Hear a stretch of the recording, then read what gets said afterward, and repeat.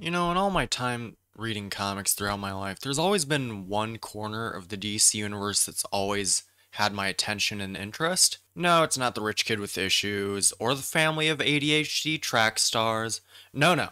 Today we're talking about Green Lantern's corner of the DCU. Intergalactic space cops, emotional spectrum, all the different color-coded core. I can't get enough of it. My favorite Green Lantern of them all being Kyle Rayner.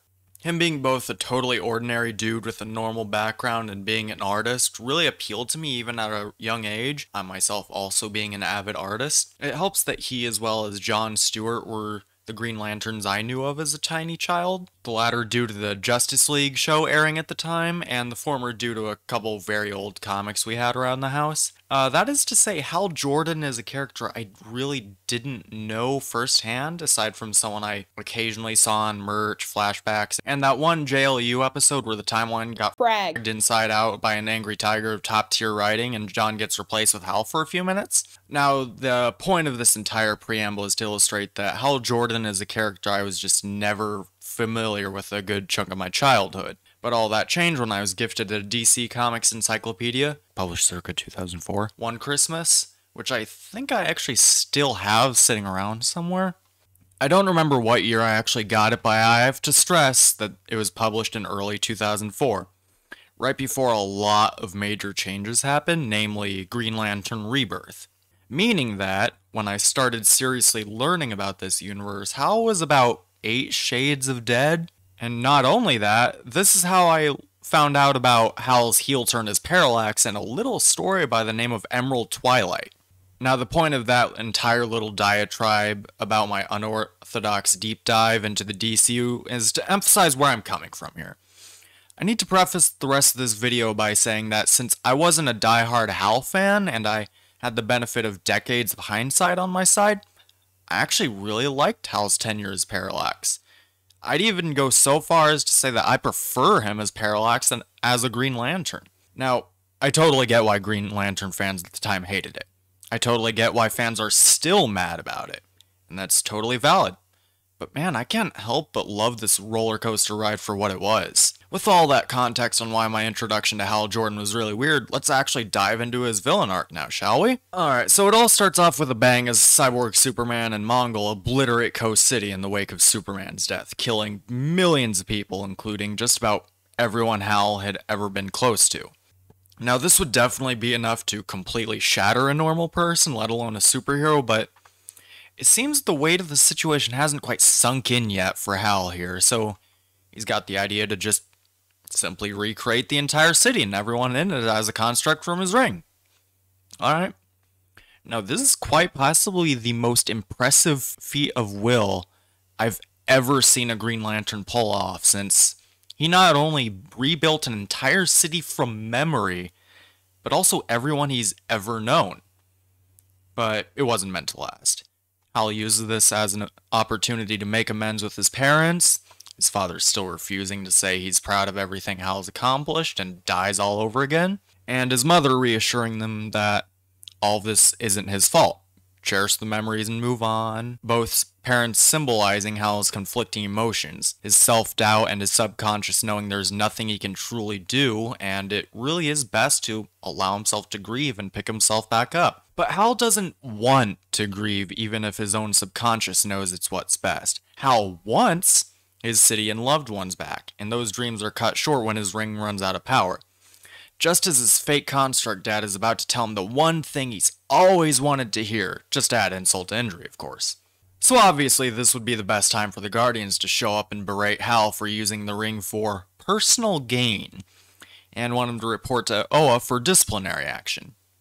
Hal, of course, thinks this is a splendid idea, so he books it for Oa, but they're not going to like what happens on the way or when he gets there. This seems to be the tipping point where Hal goes from being in denial to getting up and doing something. But what is that something?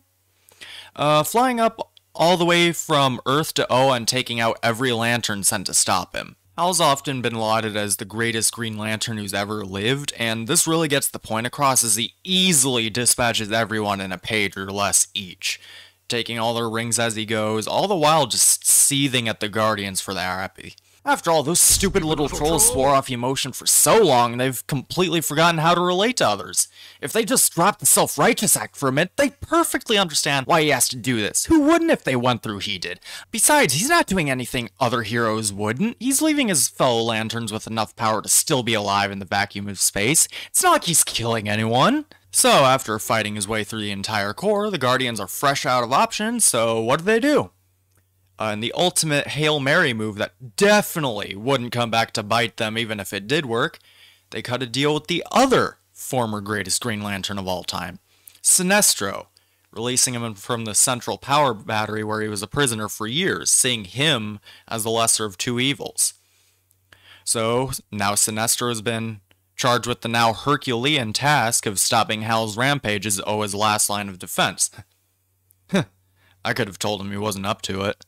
Which starts becoming very clear as this isn't like their other fights. Hal's out for blood and isn't holding back, which he demonstrates by snapping Sinestro's neck, seemingly killing him. But it's okay, not all hope is lost now that Kilowog has shown up to try appealing to Hal by reminding him that he's not a killer like Oh, he's dead. Never mind. It's at this point the Guardians must take a stand and do something about this. They've spent far too long being complacent and delegating universal problems to other groups and making it their problem instead. So what do? They make it Ganthet's problem instead so he can do something. So they transfer their power to him and they all die as Hal absorbs all the power in the central battery, being granted power unto that of a god, completing his transformation into the villain Parallax. Man, what a cool costume. Supervillains always get the coolest fits.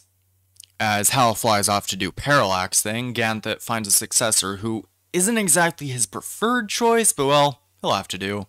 As Kyle Rayner becomes the newest and now only Green Lantern in the universe. We don't really see him again, at least in any major capacity, until Zero Hour, where he's teamed up with the psychotic villain Extant to restart the universe and scrubbing out all the bad stuff like Coast City being destroyed. But why stop there? He's working to make everyone happy just by creating fresh new universes to fulfill all their fantasies.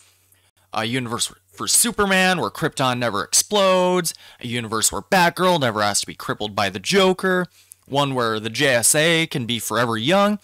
And yeah, that means lunatics like Extant also get their own universes to live out whatever sick fantasies he wants, and Hal would be ending untold billions of lives wiping this universe clean, but all these other superheroes like Superman trying to stop him just don't get it. I'm sure genocide is bad, but he'll just replace everyone lost, as well as give life to billions more throughout his new patchwork multiverse. I mean, what kind of villain just wants to be a better guardian of the universe than what came before and make everyone happy? Hal eventually kinda gets his wish as the universe is wiped out and promptly brought back mostly the same, save for a few minor continuity changes. But that combined with the resulting fight draining him lets Green Arrow get the kill shot, ending the 0 Hour crisis. But it's fine, Hal gets better as we see him a couple years later in the Final Night storyline. What's he been doing since his defeat, you may ask? Just getting some good old-fashioned revenge on Cyborg Superman, giving it a more personal touch as the Cyborg is ripped apart by a construct of all the millions of people killed in his attack. Unfortunately, this doesn't really do anything for Hal the way he expected to. Henshaw is dead, and he did deserve it, but that doesn't bring back Coast City or any of the victims. He's then approached by Kyle, not to fight, but to ask for help. The sun's being drained of its energy, and Earth only has a day or two left before it's completely incapable of supporting life. Obviously, that's quite the bombshell to just drop on a guy you were previously throwing hands and rings with, so Hal's got to see it for himself and decide whether or not it's even really worth saving at that point. So, he tracks down the few he knows he can really trust at this point, and starts with former Lantern Guy Gardner, who says that even if everyone hates your guts, a hero still does what needs to be done because it's just the right thing to do. Guy can be really abrasive half the time, but ultimately he is a good dude if you care enough to dig deep enough. Hal recognizes this and takes his wisdom into consideration. Moving on to his next visit, his would-be replacement John Stewart. In the comics, he was paralyzed at the time from the waist down, and as a small means of making amends, heals John so he can walk again. He then proceeds to say his goodbyes to former sidekick Tom Kalmaku and longtime on-again, off-again girlfriend Carol Ferris, both of which were lucky enough to not be in Coast City when all this started, as well as making a pit stop to pay his respects to Oliver Queen, who had died between 0 hour and now. He's said his goodbyes and made his decision. So for obvious reasons, the Justice League, mostly Batman, as you can see, bats and lanterns are natural enemies, don't buy it and don't think he's actually changed at all. And yeah, they're right, he hasn't. But at this point, what other options do they have? Whatever Hal does, they're gonna have to live with it. But hey, it's not all bad. He's taken into consideration the kind of meteorological issues restarting the sun would cause and sets it up so that just doesn't happen. Which is nice of him, and goes on his merry way. True to his word, he absorbs the Sun Eater into himself and restarts the sun while recounting his oath as a Green Lantern one last time, hoping that despite everything he's done and every bridge he's burned, his actions are seen in a different light, and rekindling the sun takes everything he has left. The world is saved, and the world's finest exchange their viewpoints on Hal's actions, and they're both right to some degree. Batman's right in the sense that one noble deed doesn't really absolve Hal of everything else he's done, but as Superman points out, at least he died doing something good, even if he freely admitted not changing or regretting anything he did. Now, some of you may be thinking, okay, this is where it all ends, right? He said his goodbyes, died saving the world, and that's the end of Parallax? No, kind reader. This is where it gets juicy. Fast forward to 2004 with Green Lantern Rebirth. Cal's been quite busy and been up to quite a lot in the past 8 years, most of which isn't relevant to Hal, but where it gets interesting is his discovery of who, or rather what, Parallax really is. An entity born at the dawn of sentience, an entity that is fear itself, that instills fear in everything and everyone it comes into contact with, eventually being imprisoned in the Central Power Battery by the Guardians for millennia. And hey, fun side fact, that's where the ring's weakness to the color yellow stems from, a Lovecraftian horror being nestled in your power source. And that thing was whispering in Hal's ear for years, waiting for an opportunity to really get its claws into his psyche, with the added side effect of making Hal's hair go gray far sooner than it should have been from all that subconscious fear and stress Parallax's mere presence causes. And what do you know, a perfect opportunity to latch onto Hal just happened to blow up in his face. And once Hal got to the Central Power Battery, that's when the Parallax entity and Hal Jordan truly became one. Now, a lot of people consider this a cheap cop-out to absolve Hal of any wrongdoing, and I totally get where they're coming from, but I actually love this reveal. I love eldritch horror, so the idea of this cosmic entity that is fear itself and can possess even the most fearless heroes out there is just awesome to me. And the strange thing? A lot of things actually start making a lot more sense in retrospect. Now, there's no way that anyone in the mid-90s thought of anything even close to this explanation, but it just fits so perfectly. Sinestro pontificating during their fight feels as if he knows something Hal doesn't, which would make sense seeing as he was essentially sharing a jail cell with Yellow Nyarlathotep. Throughout Emerald Twilight, Hal is obviously not thinking clearly, which I think is best illustrated when Kilowog points out all those lanterns he left in space would die the moment he absorbed the contents of the Central Power Battery. And Hal just pauses and doesn't even seem to process what he's saying, as if something's blocking his brain from receiving this info and it's just stuck loading. Like when I want to send my servers something absolutely vile, but Discord has a fit and won't let me upload the file. And on top of that, Hal's narration box is just randomly switched to yellow for no discernible reason, which is odd. Not only for a character who's solely associated with the color green, but also what the color yellow signifies in the Green Lantern mythos. Again, I'm not saying all of this was a decade-long plan for Hal to be revealed to be possessed from the get-go, but some of these pieces fit together shockingly well. But all that being said, the entire retcon was just an excuse to bring Hal back as the definitive Green Lantern, which is a decision I definitely understand, but don't really agree with. I genuinely feel his arc as Parallax is more interesting than he ever was and still is as Green Lantern. I had fun ranting and raving about how Hal's just a misunderstood, but jokes aside, he's very clearly the villain in his own comic. But his fall from grace is just so compelling, and his motive and thought process once he goes full supervillain is genuinely engaging and interesting to me. Granted, like I said in the beginning, I read all of this with the benefit of hindsight, knowing he eventually came back and growing up with lanterns other than him.